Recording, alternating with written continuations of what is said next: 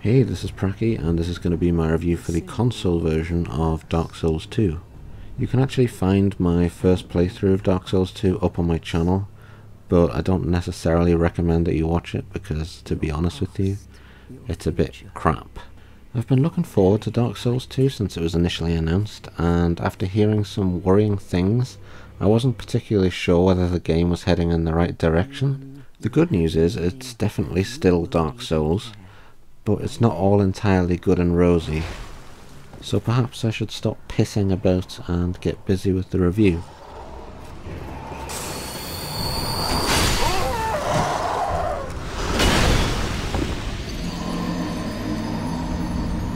Dark Souls 2 is the same as its predecessor in that it's a third-person action game with a huge emphasis on exploration, trial and error, and uncompromising difficulty.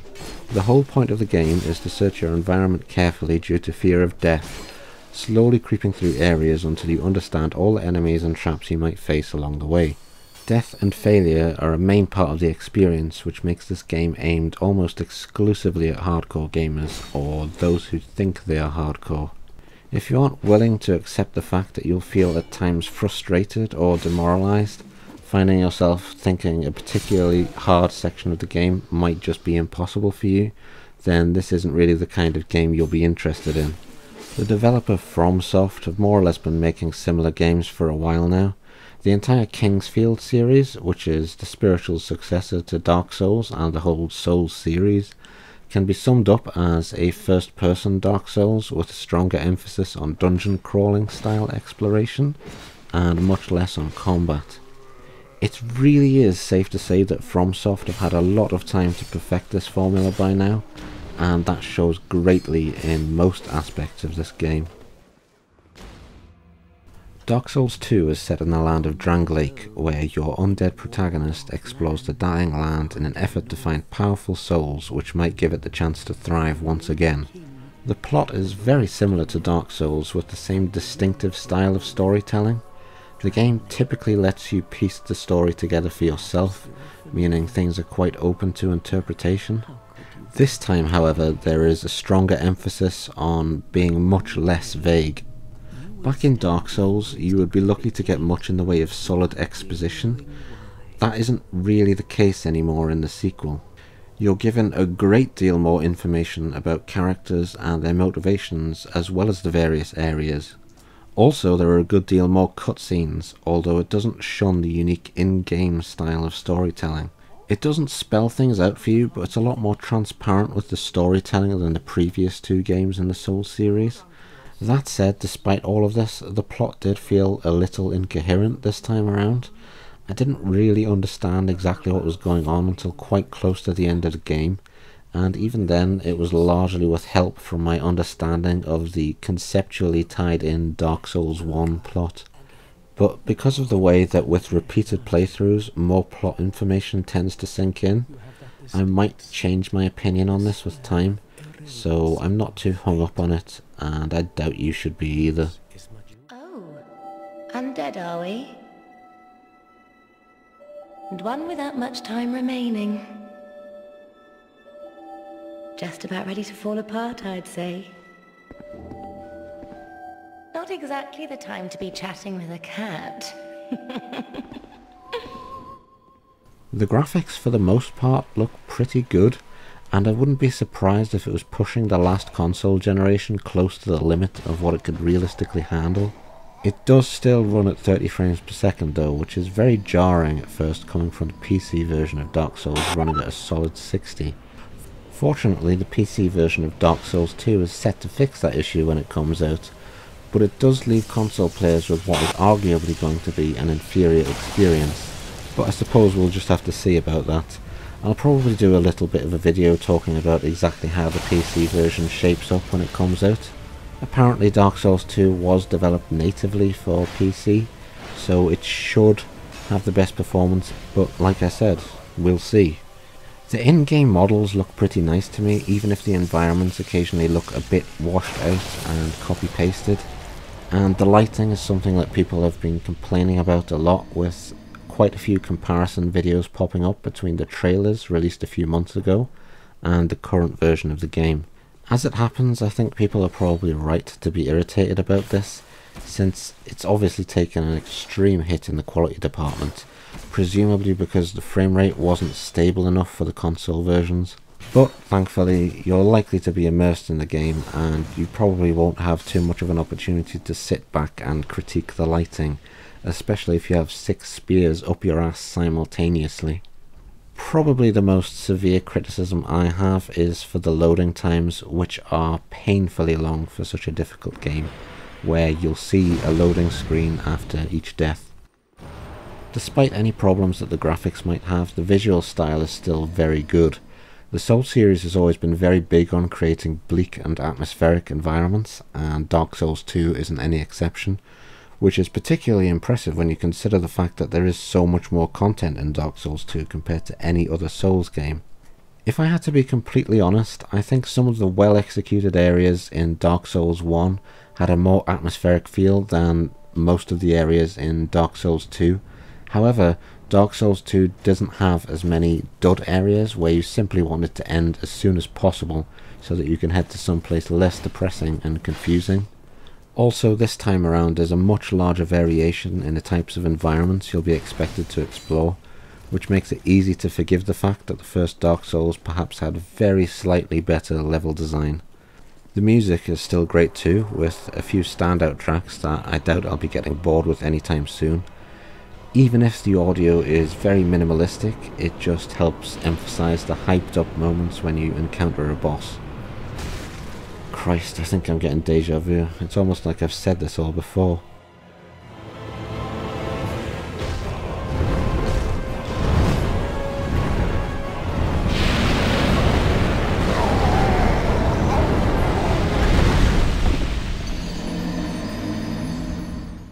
The infamous difficulty attributed to the whole Souls series is still there in this game.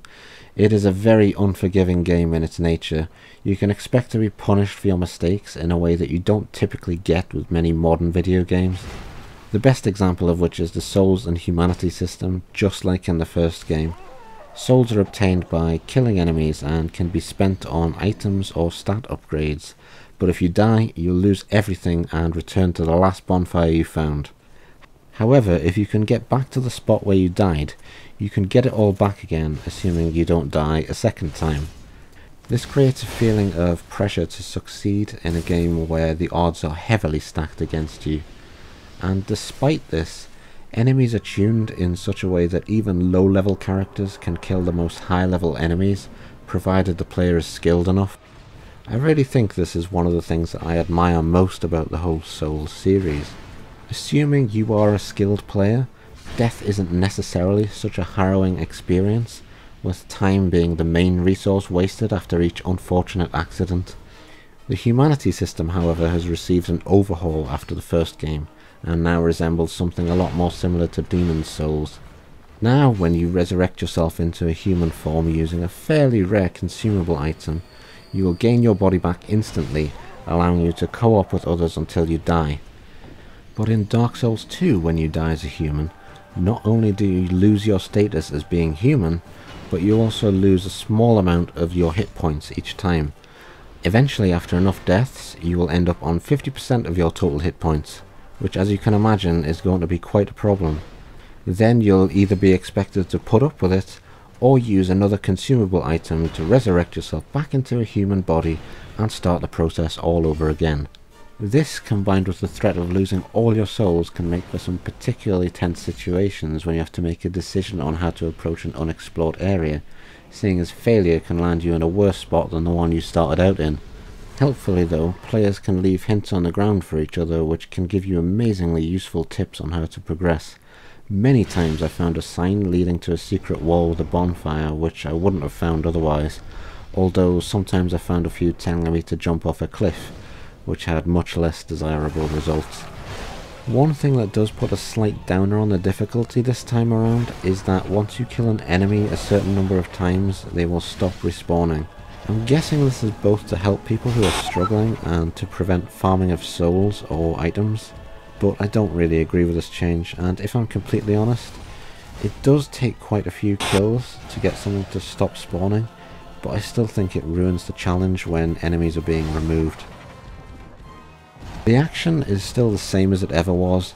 There's still a very cerebral approach to the combat, whereby you'll be expected to time your attacks appropriately, as well as dodge or block enemy attacks in such a way that you won't be made to regret it either instantly when you die, or later when you realise you're out of healing items. It's one of the strengths of the game that a balanced approach to combat is more or less a requirement, with laziness and complacency being punished heavily, but careful and methodical play being rewarded. Rather often I found myself returning to an area I had previously cleared with no problems, and finding myself ripped to shreds by enemies I found easy the first time through, simply because I was expecting that I wouldn't have to try. But even the most basic enemies are still a threat if you start to get complacent. Dodging has received a slight retuning in Dark Souls 2, however. In both the previous Souls game, it was the absolute god tier in terms of defensive capability due to its invulnerability frames. It still has invulnerability frames in Dark Souls 2, but for whatever reason it feels a lot less safe than it used to. Quite often I found myself being hit by sweeping attacks during a roll, which would have been perfectly acceptable if it took place one game ago. As such, I wouldn't be surprised if using a shield becomes much more popular, seeing as it seemed very strong against a lot of enemies I was expecting to guard crush me instantly. Also, the poise stat that is responsible for keeping you from being stunned after taking a hit also seemed somewhat nerfed. I barely even noticed that it existed, especially in multiplayer PvP. So returning Dark Souls players might find that they have a little bit of adjusting to do before they can achieve the same results that they used to. I've heard a lot of people saying that they thought Dark Souls 2 was easier than the original, but I don't agree. I actually think due to the fact that there are less ways to get cheap kills on bosses and harder enemies in general, combined with the fact that there is a lack of easily available top tier weapons early on, might actually make the game more difficult. Of course it's a matter of opinion and likely varies with playstyle, but I definitely experienced a significant difficulty bump early in the game before I could get a hold of some stronger equipment. Magic based characters might have a slightly easier time I suppose, but for a long while it seemed like my melee attacks were doing very little damage, leading to extended fights where even one mistake would result in a death. However, much like in every Souls game so far, once you get your hands on some strong equipment appropriate to your style of play, you'll find yourself breezing through the mid to late game with the exception of a few bosses or particularly hard areas. Shrine of Amana comes to mind, where melee characters will be expected to deal with multiple spellcasters, each firing homing spells which will hit you for a huge chunk of your life, in an area with waist high water which makes movement slower. But thankfully there were barely any places in Dark Souls 2 that I just wanted to end, unlike in Dark Souls where I can easily think of at least 3 which I found more frustrating than challenging. Although the fact that you can fast travel between any bonfire now from the very start of the game might actually be helping a great deal with that, since there's no unexpected backtracking, meaning that you don't need to see areas that you've already completed unless you really want to.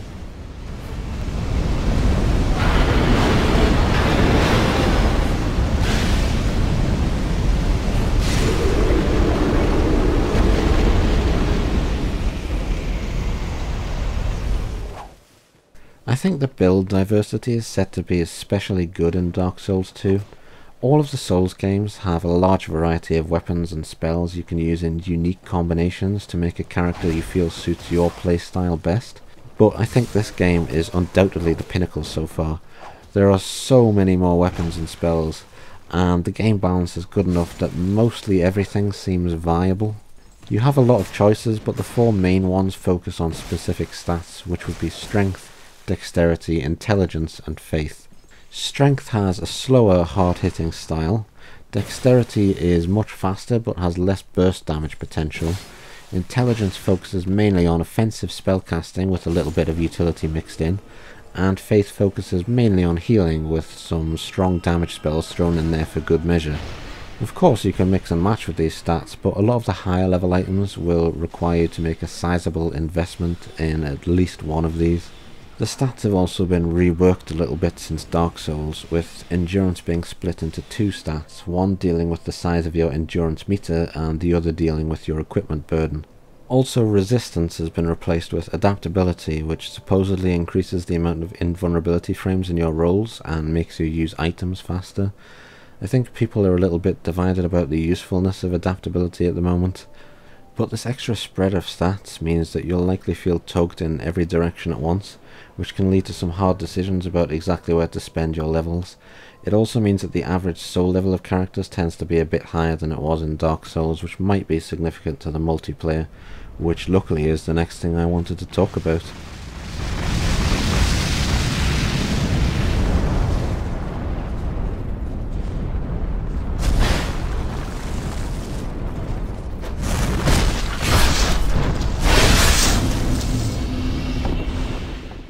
Multiplayer returns in much the same style as the previous game. You can do co-op with other players, or you can invade them and kill them. Co-op teams help a host player progress through an area, with some players receiving a reward of souls and a token for their covenant if they manage to defeat the boss. Invading players try to kill the host player and any friends he might have for the same reward, potentially being outnumbered but being able to use the AI controlled enemies in the level as cover. Due to the huge numbers of people playing at the moment, multiplayer is actually fairly active, but there are a few little kinks in there which I'll be talking about later. Covenants still play an important role in the multiplayer. Each Covenant offers unique rewards for following their modus operandi and donating items in order to elevate your standing inside of it. Single player focused Covenants simply offer items or spells, but multiplayer ones not only offer that, but they also sell items which allow you to participate in the multiplayer mode. Unfortunately, the red and blue eye orbs are gone in Dark Souls 2, which means that you have to use a consumable item each time you want to invade, and the only way that you can obtain them is to buy them from a merchant in New Game Plus, grind out duels, or grind enemies until they disappear forever. I don't really like this at all, since to be honest with you, I don't want to duel people just to be able to invade. Invading used to be my favourite activity, but I think now it will likely be overtaken by co-op since it's a great deal less effort to do. That is, assuming the new soul memory system doesn't make it too annoying.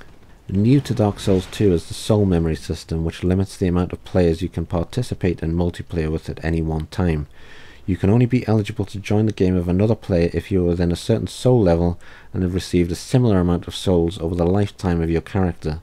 I can only assume this was done to limit the amount of players battering new players with overgeared low-level characters, and that's something that it does very effectively. Unfortunately, it makes it very hard to design a character with multiplayer in mind, since you'll gradually find yourself having to graduate through different areas as you earn souls due to the fact that you won't be able to find anyone within your soul level or soul memory range. As such, each playthrough has a certain lifetime, whereby once you hit a certain amount of total souls accumulated, you'll find it impossible to enter the multiplayer. To make matters a little worse, first time playthroughs and New Game Plus playthroughs are separated into different categories, meaning that when it comes to New Game Plus, you might have problems finding a multiplayer game at all, at least until the game matures a little bit and more people complete it. It's possible that FromSoft will fix these issues like they did with the lobby system in Dark Souls, but even if they don't do it, it doesn't render the game unplayable. It just means that it has to be played a little bit differently to the previous games. Regardless, I would like it if they could at least retune it a little bit. The good news is that FromSoft is a developer that typically does fairly well in rebalancing their game in patches, not just for PvP balance, but I would expect them to have a look at the soul memory system if it was causing problems. So I'm still staying hopeful on that front. Also, this time multiplayer is hosted on an actual server and not peer-to-peer, meaning there should be less lag antics going on. Although I must say I had problems with being hit by players who are actually quite a long way from me. This isn't unusual, and I found most multiplayer games to be a lot more responsive than the average Dark Souls 1 game, which was often hosted by a Russian guy playing on his pocket calculator. Regardless, the hit detection is a little bit wonky and probably does need looking into. My name is... I have... But the cut...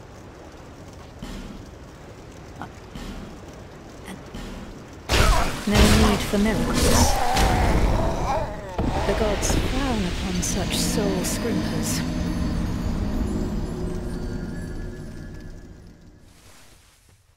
The final thing to talk about is the longevity of the game.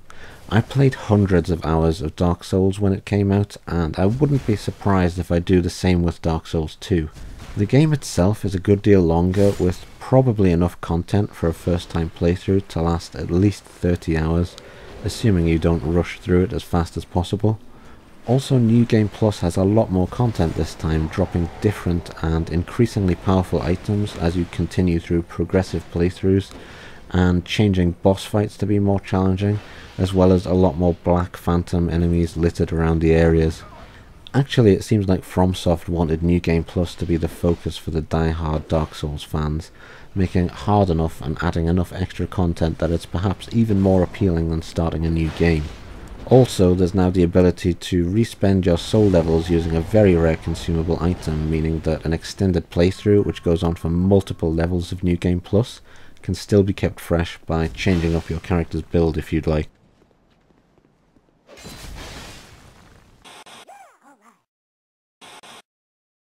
So do I recommend Dark Souls 2? I recommend it to hardcore players, but not at all to casual players. If you aren't interested in a fairly grueling challenge that will likely last you a few days, you'd best steer clear of this game. And if you enjoyed the previous Souls games, you'll likely enjoy this one too. For returning Dark Souls players, there are a few changes to the systems of the game which you may not entirely agree with, but I doubt it'll hamper the overall experience for the vast majority of people.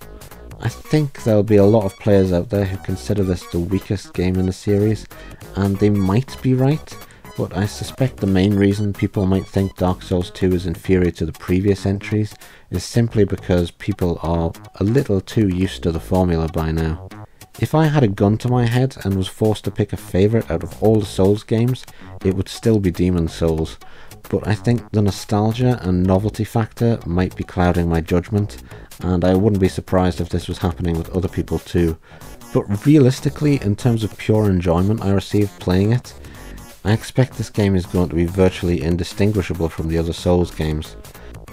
I would say that Dark Souls 2 for the most part improves upon Dark Souls and changes just enough to give the same sort of experience without feeling like a cash-in.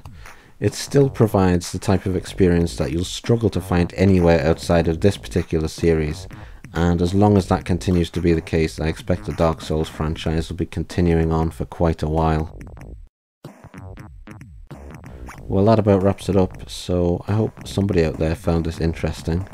As it happens, now that I've finished this review, I'm probably going to go play some Dark Souls 2. So yeah, maybe I'll see you next time.